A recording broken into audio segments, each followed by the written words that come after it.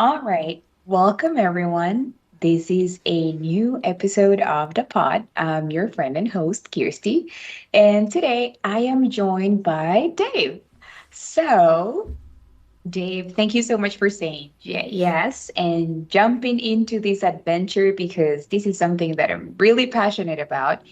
And you're a pretty cool dude. So, I want people to get to know you as well. What's up? Not too much. Thanks for having me on. Looking forward to having a chat.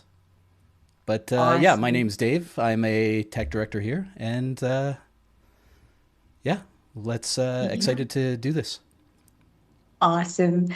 Uh, In my path here at Critical Mass, I have noticed that I'm working with people that are great at what they do, but they're also doing great stuff at life and they're incredible human beings. So I want to begin by saying that the work you do here matters Hmm. and that I see you. So Thank thank you. you for what you do. Absolutely. And Dave. it's good to be noticed, right? That's so important because a lot of times there will be days where people on the team feel like they aren't, right? So remembering that we see you, right? That we see all of you is so important. Absolutely. Exactly. Exactly. So let's dive into a few questions that I think that are going to help people understand a bit more about who you are and perhaps guide them in their path outside and inside critical mass. So one of the things I'm curious about is a moment in your life when you had to really convince yourself that something was possible. What was that belief and where did it come from? Yeah, there have been so many, right? Like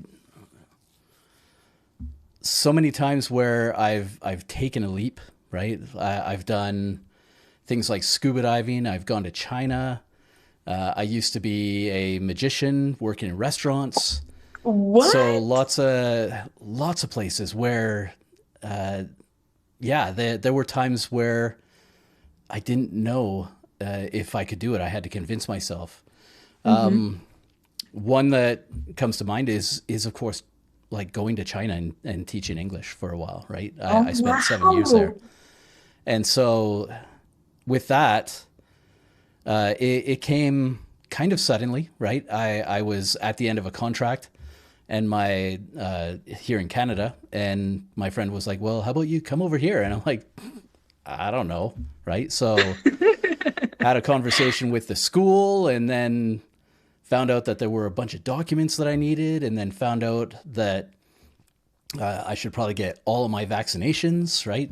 Yeah. get them all updated, and like just this wall of stuff. But then as I started realizing and putting it into focus, right, it got less scary in a hurry. And I feel like that's the case with all these, like scuba diving and stuff like that. Even with scuba diving, I was working in a print shop at the time, and this guy would always come Mhm. in. Great guy. He did pointillist art, right, which is the dot art that you Yeah. see in Australia and New Zealand, right? Yeah. And he would come in and get his stuff printed.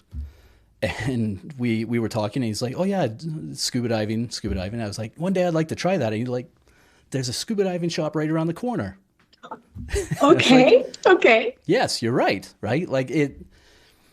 So many times we get in our head that it takes more than what it actually does, and once you get that information, then it very quickly turns into, oh yeah, I absolutely can do this.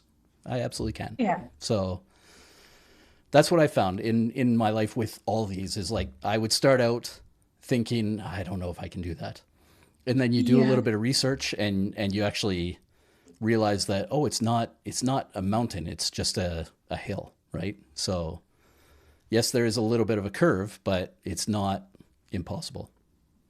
Yeah. And I think that many of us listening, um, can share that experience because we're constantly thrown at challenges and things that sometimes seem exciting at first, but not always, because we have to become someone else to be able to deliver something that we're proud of. Mhm. And yeah, I can relate to what you're saying. Yeah. In that same line, can you think of a moment where you really felt like you were hitting a wall, and after a bit, you realized that that wall was in your head? Yeah. Like it's again so many examples, right? It's because again it comes down to fear in a lot of cases where you're afraid of failing, you're afraid of looking silly or Yeah. like incompetent, right? Mhm. So even simple things where I mean there was a time where I thought I might go my whole life being single, right? There Yeah. was that kind of thing, right? And then all of a Yeah. sudden you meet that person and it's like, oh, look at all this, like look at it, right? But as a better example, right? Possibly even just the account that we work on, right? Like when Yeah. I transferred in, the things that this account asks versus the account that I was on before are Mhm. very different. Not so Mhm. much the leadership, but the administration, the documentation, and what goes into actually scoping out a project and doing stuff, right? So Mhm.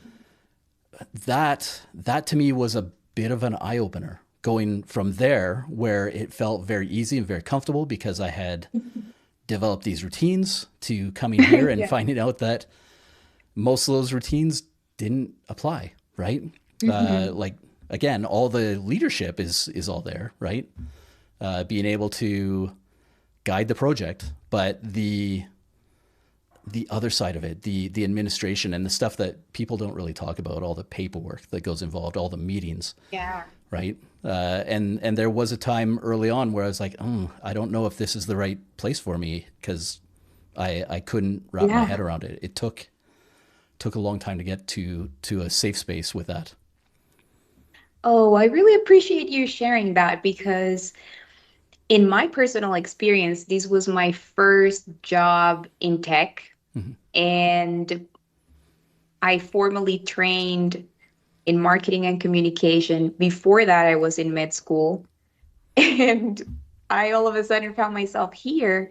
And I didn't even know many of the things I didn't even know what I didn't know, of course. So Yeah. it was challenging at first, and you feel kind of bombarded with all these new things, and it's kind of overwhelming. But after a while, like you say, you start noticing that you're at a new space, you're becoming someone else, and you have to adapt and find new ways to do things. Mm-hmm. So, what clicked for you that made you see like, okay, this might be the place for me? It's it comes down to the people, right? It always comes down to the Yeah. people. So Yeah. having a few really good conversations with people that have had been here for a while, right?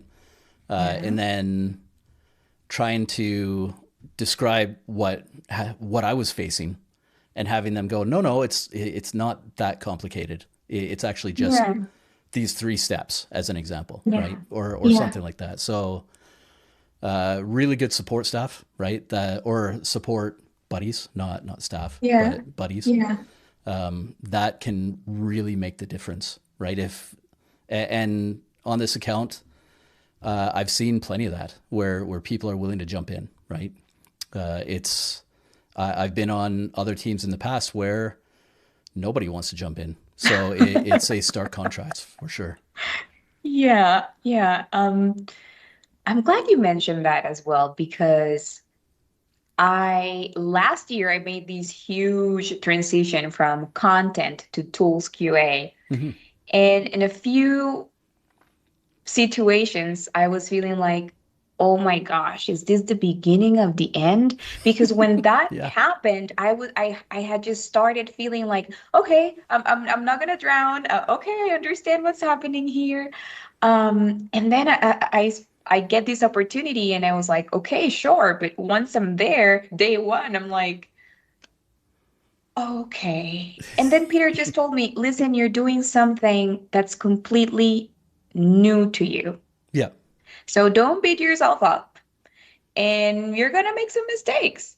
And I had a bit of discomfort acknowledging that, and Yeah. accepting that, okay, yes.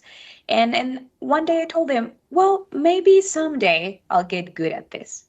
And he was like, maybe someday, or today is the first day.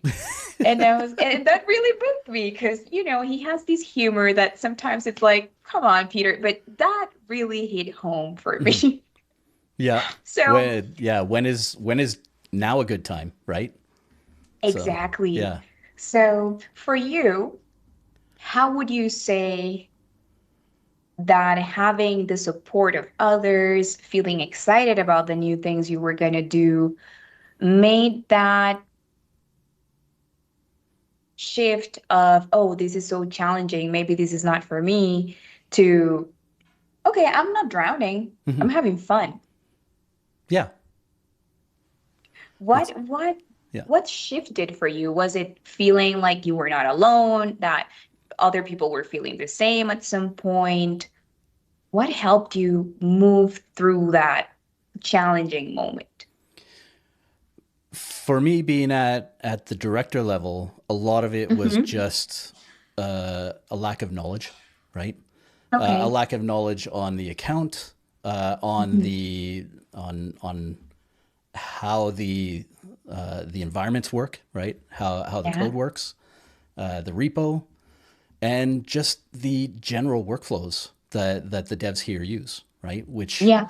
are different enough, right? Like wherever you go, QA is going to be QA, but there Yeah. are going to be little changes to your workflow that are going to unbalance you, right?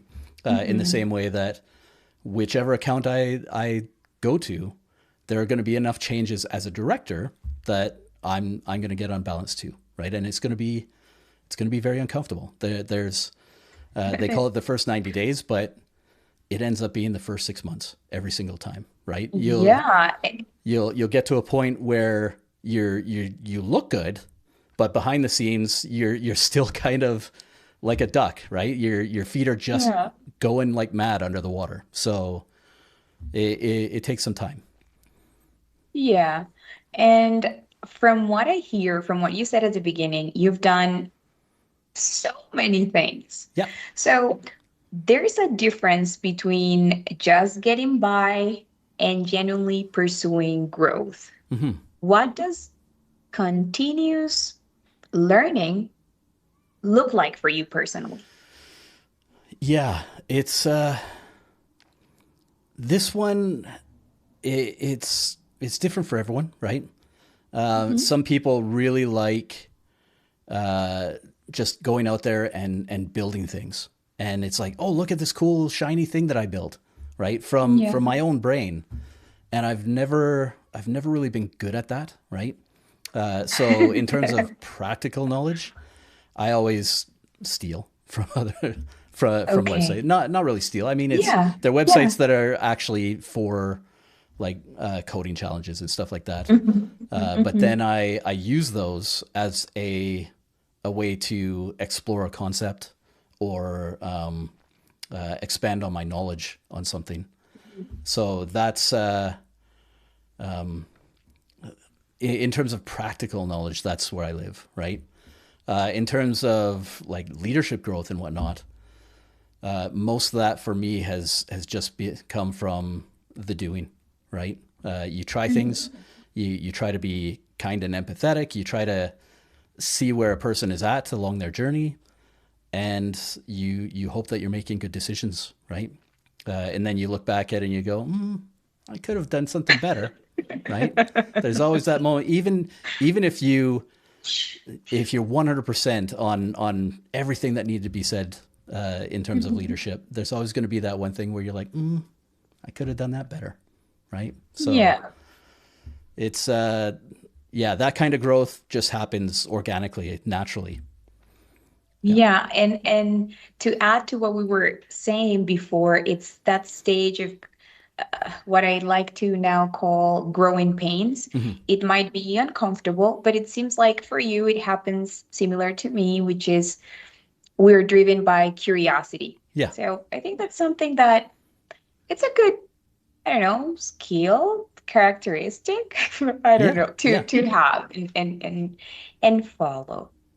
We're going to move to a different topic because I feel like we get an idea of how your mind works in that sense. So I'm always trying to find ways to connect to my younger self. Hmm. And I'm very specific about the what younger self. I'm very specific about my 7-year-old self Hmm. because she was so confident and curious and fun and all of that. So if you could sit down with younger Dave, Hmm. maybe when you were just starting out here or anywhere, what would you want to tell that version of you? What do you wish you would known? Yeah. I mean, the obvious one is you will make a lot of mistakes, right? Right. When I was, and that's just in general, not just at critical mass, but like there have been so many mistakes throughout my life, simple ones, right? A lot of simple ones, a few big ones. Thankfully, nothing earth shattering, right? Yeah. But every single time, it's like you feel, at least I feel, just really silly at having made them. It's like Mm-hmm. in the moment you, I keep saying you, I mean me. Mm-hmm. That's a mistake in itself, but I I look at those mistakes and I go, oh, that was such a simple thing. How did I do that? Mm-hmm. How did I go in that direction when I can clearly see that I should have went the other way, right? Mm-hmm. And so yeah, at this point, just realizing that all those mistakes happen, but more importantly, that they aren't going to be career ending. They aren't going to be Mm-hmm. earth shattering or world Mm-hmm. changing. And at the same Mm-hmm. time, they are great opportunities for learning, right? Yeah. When I was teaching English, I used to write it on the board. Mistakes are good, but I would spell every word wrong, right? So, Okay. right. Okay. And then below it, I would write mistakes mean that we're learning. Mistakes mean that we're trying, right? And that's Mm-hmm. so important. So there's that where, yeah, just being able to tell myself that all those mistakes, there's no avoiding them, right? They will happen, Mm-hmm. right? That's just a natural part of being human and kind of being a part of a society that's trying to improve all the time, right? Yeah. And then more specifically, maybe I'd probably tell myself not to become director, which seems like an odd choice, Okay. right? So let me explain that one, right? Like Yeah. being director means that I am at a distance from the actual work, right? So I love being in the code, right? I love Mhm. being able to create code and get it up there and have QA give me the thumbs up and doing that Yeah. stuff. I love all of that, right? And that's part of why I continue to do these coding challenges on the side, where Mhm. I want to stay closer to the code. And being director or any part of what I'm going to call the upper part of middle management, right? Yeah. Like we don't get to code that much anymore, right? We're Mhm. expected to know everything about the code, but the reality is Yeah. that we don't touch that code on a daily basis, right? That's where the devs live. That's where the tech leads are a little bit in that, right? They're starting to distance themselves a little bit, but as directors, we just don't get to code as much as we want, right? And I miss it. So looking back, I might have just stayed at lead, right? That Okay. seems like the right mix, but here I am now. So, right.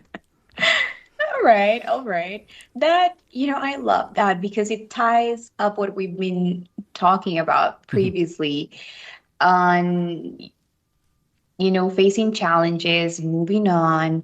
And also in that process and in making decisions, we realize that, okay, perhaps this was not a mistake, but I would have rather this Mhm. other path because that contrast Mhm. gives you information, gives you lots of information. And I feel like one of the reasons why I love hanging out with you is because I can feel that passion for what you do.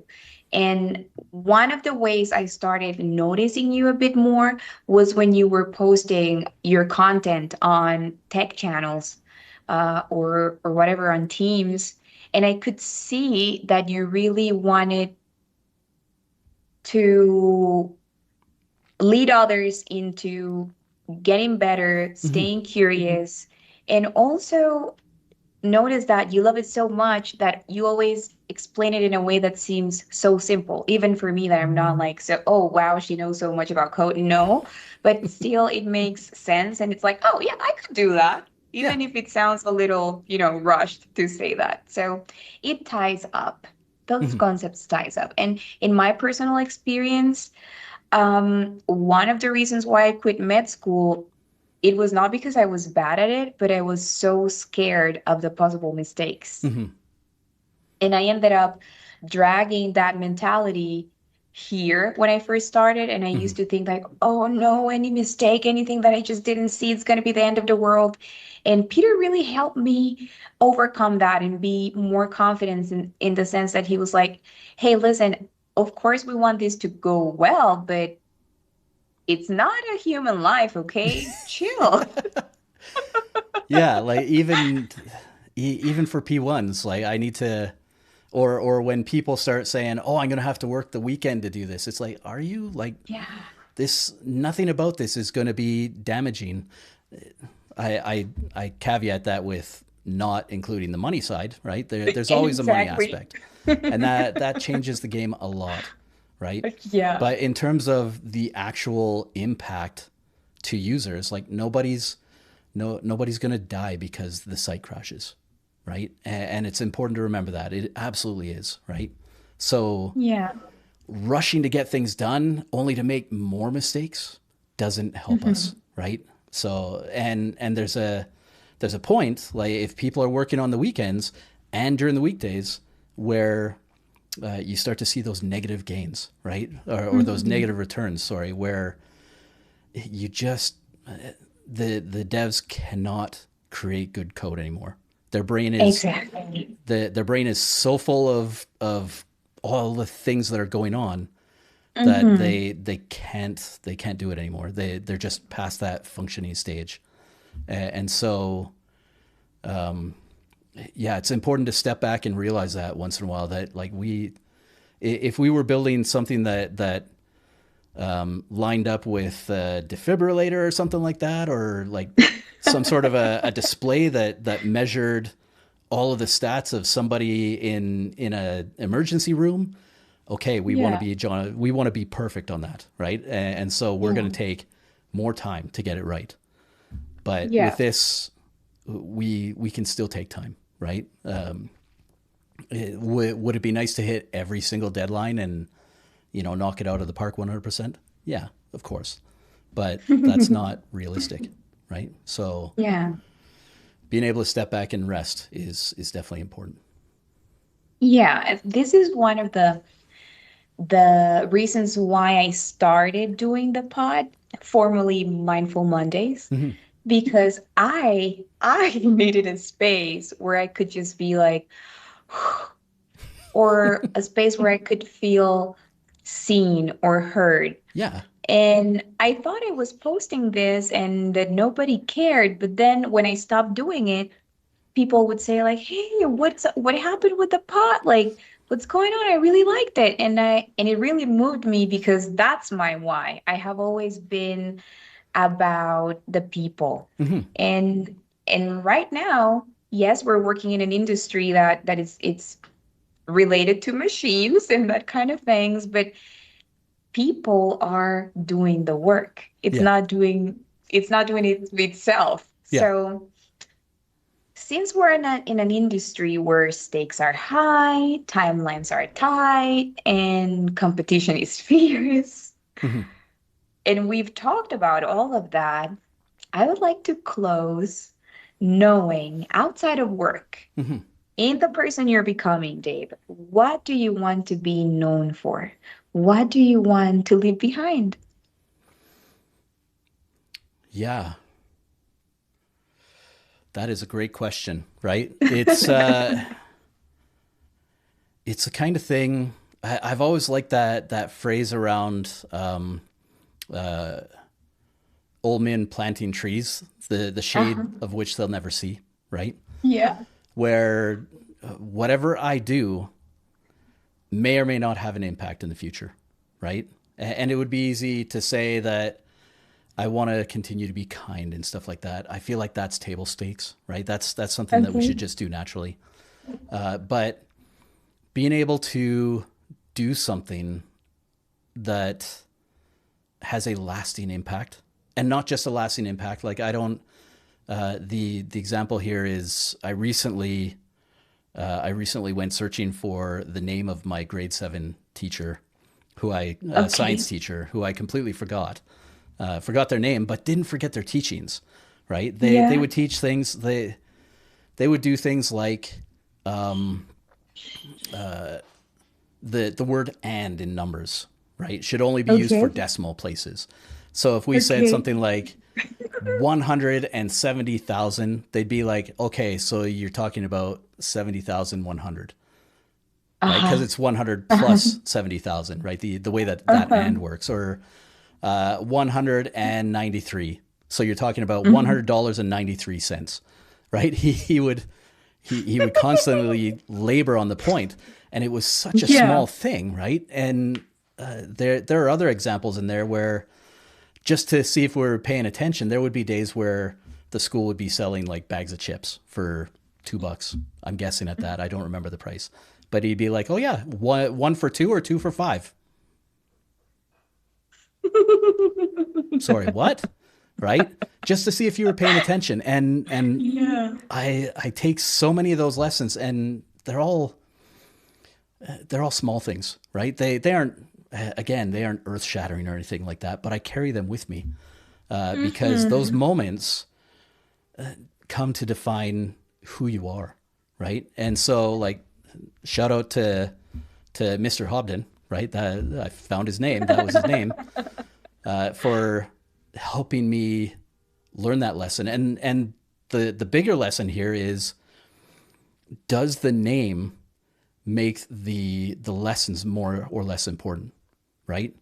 To me, it Mhm. doesn't change the lesson, and so Mhm. I'm not so concerned with people remembering my name, right? Like that Mhm. would be nice. It would be nice to be Yeah. famous.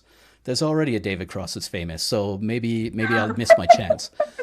But the idea that later on down the line, somebody that I have taught, whether it's English or scuba diving or coding or any of these other things, will do something, right? And it'll be something that they learned from me. And they'll, maybe for Yeah. coding, they'll be like, oh yeah, I remember seeing this in a video. I can't remember where that video is, so don't ask me to share it, but it went like this. And they do something. Yeah. I'll never know Yeah. that, but there's an excitement in knowing that that could happen. And that's why I keep going with things like the videos. Not for I'm not trying to be an influencer or anything like that. Mhm. I just want to be able to share. So I keep going Yeah. with that. And so yeah, to that's the person that I want to be, right? I don't want I'm not so concerned with people remembering my name. I just want to be able Mhm. to help them along their journey, right? Whether they remember my name or not doesn't matter, as long as they learn something from me along that path. Yeah. I love that, Dave. And I can relate. I can definitely relate. I read a quote that I don't exactly remember, but it's Maya Angelou's, and it's about people might not remember what you said to them, what you did, etc., but they always remember how you made them feel. Yeah. And that's something that stays with me, and I try to lead in that way. Yeah. Yeah. I had Well, another one. I don't know who said it either, but it goes something to the effect of, if I give you an apple and you give me an apple, we each still have yeah. one apple. But if I give you an Yeah. idea and you give me an idea, we each have so much more, right? So the sharing leads to big revelations. Like little things can have big change, right? And I love Yes, that. absolutely. Yeah. Yeah, and at the end of the day, I feel like we're all connected in some way, and these little things that we do and that we try to put out there end up, I don't know, adding up in the bucket of the collective consciousness in one way or another. It does have an impact, even if we don't exactly know what it was. So, Dave, I really appreciate your time. This was fun as always. And I'm sure that the people listening will get a lot and take a lot from this. Thank you for saying yes. And I guess we'll see you around some other time. And thank you. Thank you, everyone.